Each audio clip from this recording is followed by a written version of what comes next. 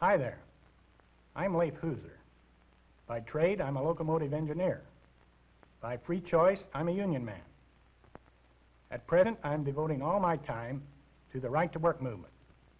I'm Vice President of the National Right to Work Committee with headquarters in Washington, D.C. Our committee is a coalition of workers and employers. We have more than 15,000 members all over the nation. We are conducting a national education program on the meaning and importance of right to work. The film you are about to see is a true story. It is a story of vital importance to your welfare and your freedom.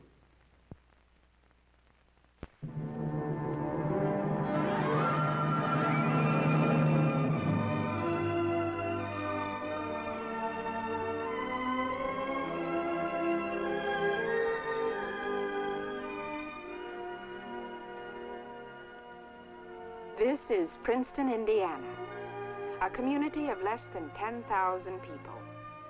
A pleasant community where my husband and I and our 4 children made our home. The streets are quiet now and bear no evidence of the tragedy that was played out here but a few months ago. A tragedy that reached into the homes of Princeton's people, bringing hate, despair, and fear. This is the church where for my husband and me the dreadful story began. My husband, the Reverend Ed Greenfield, had just concluded the Sunday morning service. We were standing at the door of the church shaking hands with the congregation. You're new, aren't you? I'm Ed Greenfield, and this is my wife, Winnie. Larry Cartwright, my wife, Betty. Hi. Welcome to Princeton. Hope you've been having good luck in finding a place to stay. Well, we have. It's nice, but it's awfully small. We're living in a trailer for the time being. I think we'll be looking for a bigger place soon. Well, let us know if you need any help, won't you? We will, thank you. Goodbye. Bye. Hi, Winnie. Hi. Good sermon, Ed. Thank you, Clark. How are you? It sure was. Thank you, John. And speaking of help thy neighbor, how about giving me a hand with my screens this afternoon? Well, I'd like to, but I have to go down to Union Hall this afternoon. On Sunday? Well, something's up, I guess. Sorry, neighbor. Yeah, I'll bet. It was a typical Sunday in our lives in Princeton. No one could have foreseen that day that our town was on the brink of tragedy. But that afternoon, the stage for the drama that was to follow had already been set. Hey, need some help with those screens? You darn tootin' I do, but you just go along to your union meeting. I'll get along all right. This is the last one I got. Thanks anyhow. Okay, take it easy. I'll see you tomorrow. Yeah.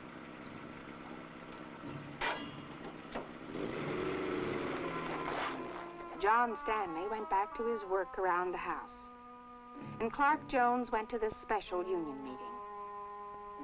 The nature of the struggle was now to appear. Clark was a little late, but it probably wouldn't make any difference. Just some sort of a committee meeting was all it was supposed to be. Settle against that two-get-out unless we show them where we stand. And now's the time to draw that line. I want to tell you something. Today it's me. Tomorrow it's you. And the next day it'll be the next guy. Who knows when he's going to be next? There's only one answer to this as far as I'm concerned, and that's strike. Strike and show them who keeps that plant running out there. They've been asking for a strike, and it looks like now's the time they're going to get it. What do they take us for anyway? I ask you, what do they take us for? 15 years I've slaved in that place. 5 years I've been president of this local. Now some bigwig gets a bug in his pants pocket, and they want to tie the can to me. What's going on here? What happened? Company fired Halley. Fired Halley? Yeah, he took too much time off and wouldn't sign the leave of absence slips. Company claims he broke their contract. Well, he did, didn't he? They've been trying to get me for years. And it's not just me either. They want to break the union. They want me out of the way. But what about this contract-breaking business, Hallie? Don't mean a thing. Just a technicality. Yes, but... I tell you, it don't mean a thing. And I'm going to tell you once more. We're never going to get our grievances settled against this two-bit outfit unless we show them where we stand. I'm telling you, the only thing those guys in that front office understand for sure is a strike. Now, are you with me in this thing? Do we settle it once and for all? All in favor of strike, say aye. Aye. Then strike it is. Bert, get the signs issued and tell the boys. Right, Hallie. That plant don't open tomorrow. Good. Boy, Hallie, this is the best thing that's happened. I'm with you all the way, Hallie. I'm with you, Hallie. What you did's right. This will show them out there. Yeah, this is going to open some eyes in that front office. They'll get themselves straight. You've taken that trash off these people. Put up with for this whole year. This is ridiculous. Take something like this to make them sit up and take notice. Yeah, I know, but there's a no-strike clause in our contract with the company. And you know darn well we can't go on strike without an okay from International. I just don't see Look, how Clark, Hallie's running the show, and Hallie must know what he's doing. Yeah, I know. And don't forget one other thing. We've got other grievances, too.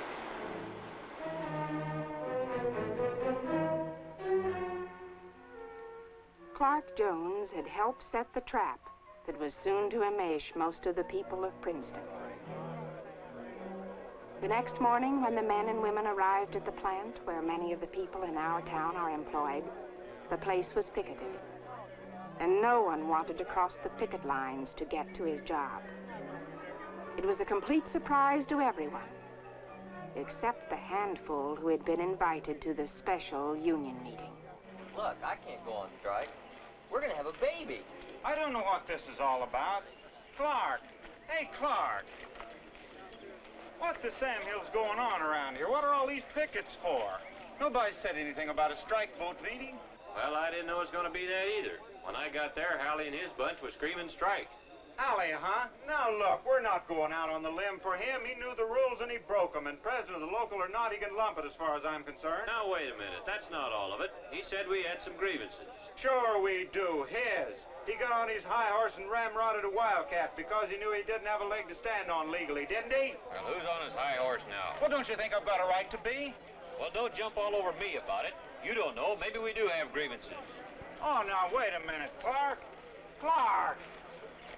Hey, buddy, I wouldn't gripe if I were you. There's such a thing as union loyalty, you know. So that's how it started.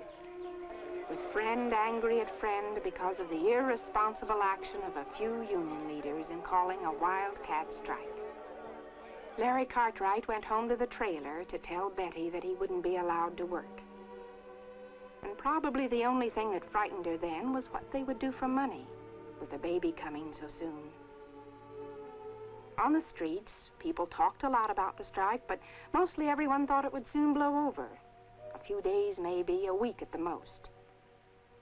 But at our house, there was concern. Oh, girls, it's time for you to go to school. Bye, hon. Hurry now. Don't Bye, stay. girls. Bye, Mom. Come right home after school now and watch the corner. Bye.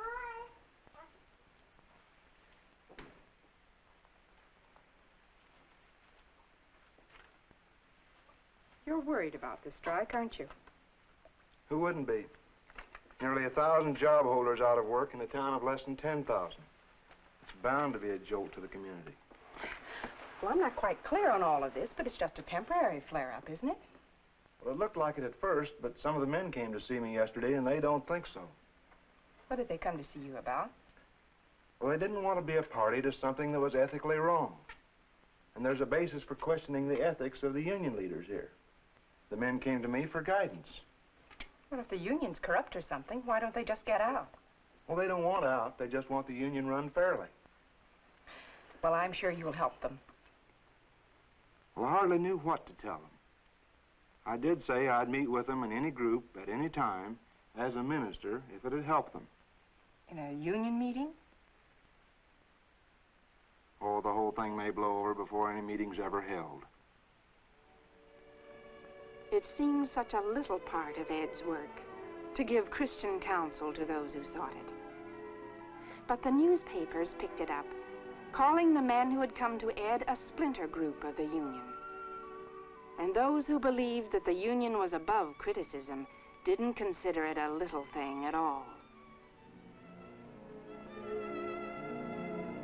A strike can split a small community like a civil war, dividing families, destroying friendships.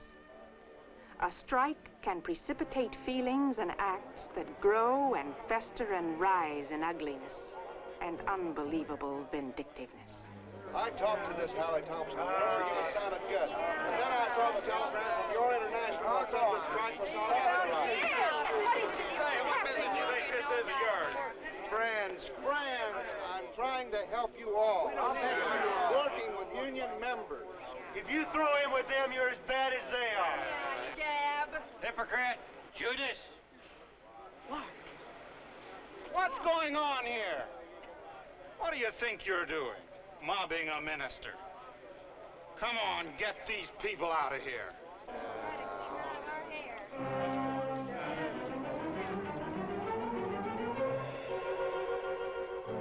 The cup of hate was running over in Princeton, spilling its poison, contaminating everything it touched.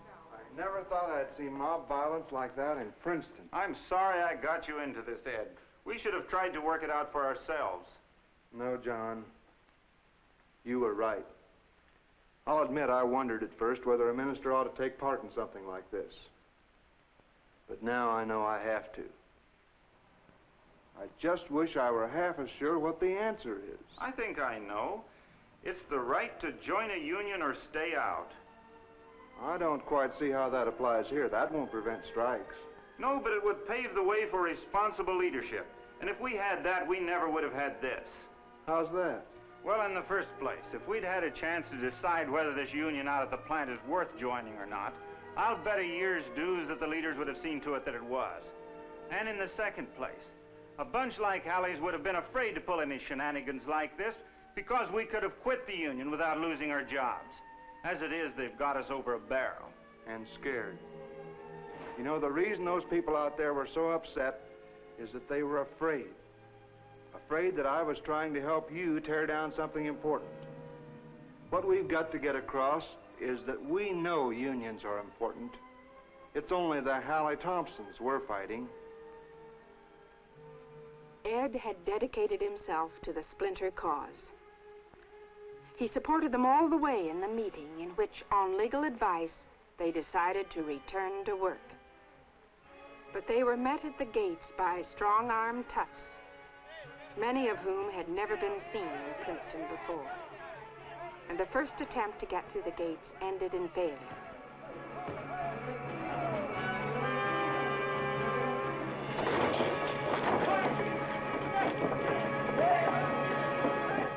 Rowdyism ruled the streets in the night, and splinter windshields were smashed in broad daylight. We mothers of Princeton dreaded to let our children walk the few short blocks to school. And at dusk, my post was the front window. Watching, praying Ed would come home safely from his lonely calls to visit the sick and needy. And then one day, Ed called to tell me that the Splinter's second attempt to get through the gates was successful. Yes, they made it. Now, if we can just get that permanent injunction on Friday, maybe this whole thing will work out. That was the last time I answered a telephone without dread.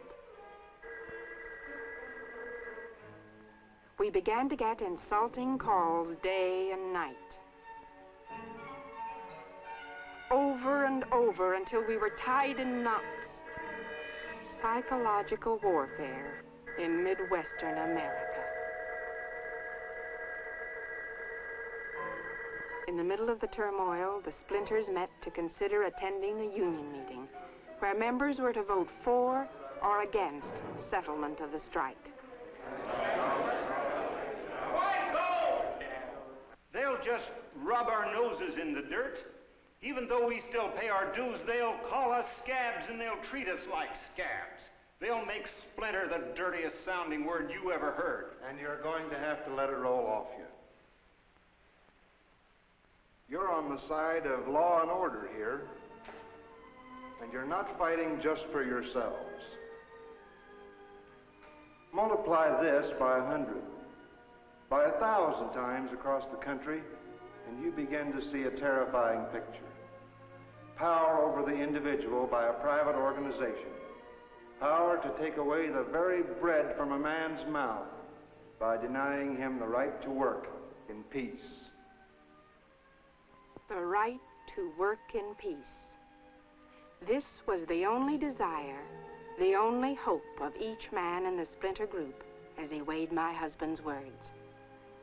With this hope, and in the belief that they would be heard, the splinters attended the union meeting that was to decide whether the strike would be abandoned or whether it would continue. You've heard the expression railroaded? That's exactly what happened to the splinters in the union meeting. They never got a chance to open their mouths. The verdict was signed, sealed, and delivered just the way the bosses wanted it. No acceptance of terms, and no secret ballot in spite of their constitution. Anyone who went back to work, regardless of need or belief, was a scab and subject to threats, abuse, and violence. The splinters knew what they faced.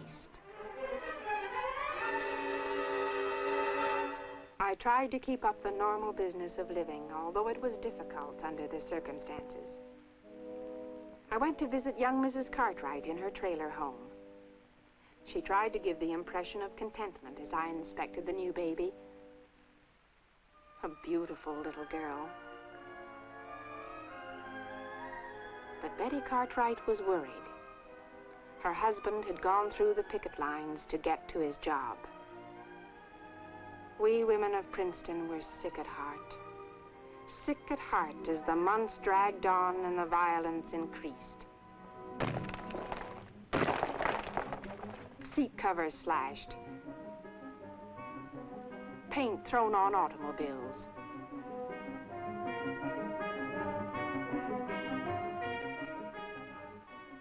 Ed was approached to testify before the state legislature, which was holding hearings on a proposed right-to-work law. Would reports of his testimony endanger our very family? I wondered. Could the strangers from out of state who stalked the streets of Princeton break the splinters' will for freedom? Now they would try. The goons were finally ready to show the world what they thought of the rights of man.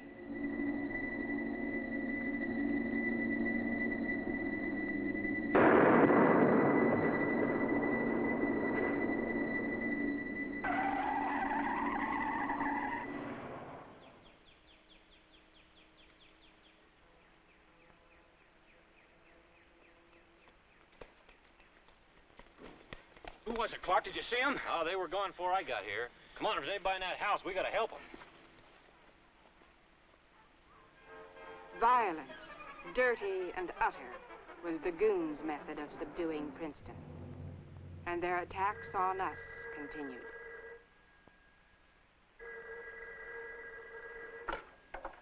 Hello? You're next, Greenfield. What?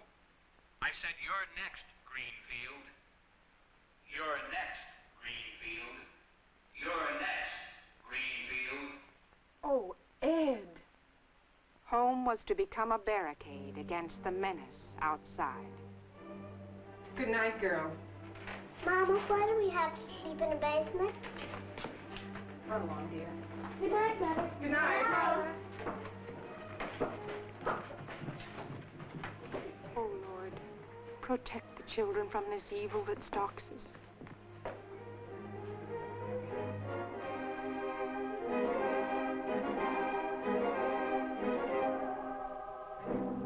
And my husband Ed, a minister of Christ, taking up arms to protect his family against the threat of evil outside. What had become of the way of God? What was to become of us?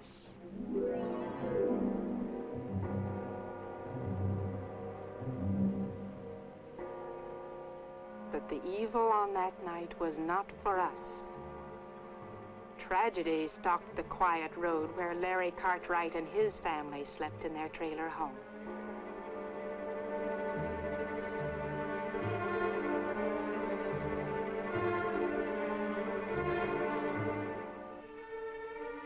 Men who knows what kind of men spewed their hate in a hail of bullets.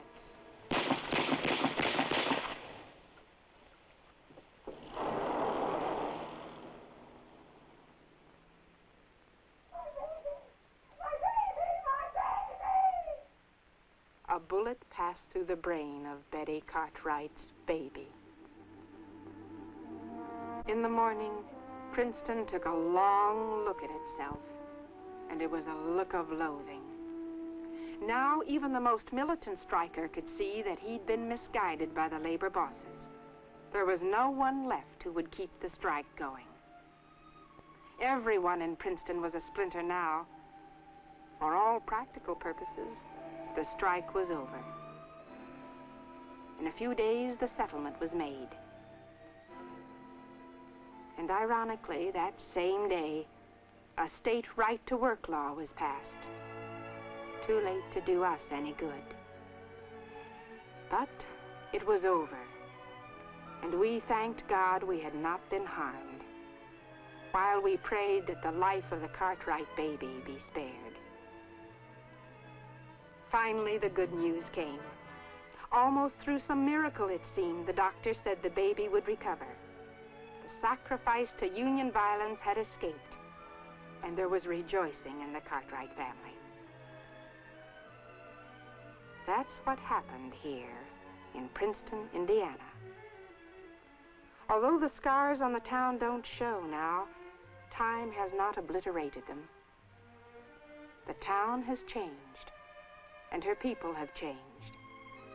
Many have left to make a new start elsewhere, the hate and bitterness generated by the strike still with them. Families are still torn with dissension, and friendships have ended.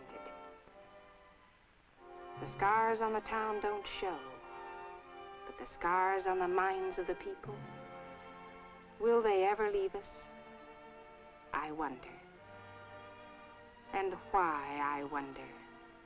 What trick of destiny decreed that our town must fulfill Kingsley's prophetic line, men must work and women must weep? It's been a real experience playing the role you've just seen. I've certainly learned a great deal. And now I'd like for you to meet the woman who actually lived this story.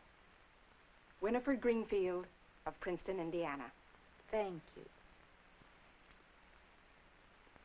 Ladies and gentlemen, before the events in this story started, I didn't know that workers could be forced to join a union whether they wanted to or not. And if I had known, I would have thought that it was none of my affair. I know now that it is my affair, that freedom is everybody's business. The working man's, the businessman's, the minister's, and the housewives. All you have to do is ask yourself, could my town be next? And if you think that what happened to us couldn't happen to you, remember, that is what we thought in Indiana. Must you wait to come face to face with tyranny as we did? You have experienced the events that took place in the quiet town of Princeton in southern Indiana. This could happen in your town. It will not happen if you demand that your representatives see that right-to-work laws are placed on your state statute books now. Good unions are okay, but force and violence are wrong. It is wrong to force a man or woman into a union. It is wrong to say, you can't work here unless you belong to a certain union. Most people of America agree that this is wrong. Right-to-work laws protect workers in their right to join or not join a union. The National Right-to-Work Committee, a coalition of workers and employers, invite you to join in our nationwide crusade for right-to-work laws. Write our committee at 1025 Connecticut Avenue, Northwest, Washington 6, D.C. We will tell you how you can help in our great freedom cause.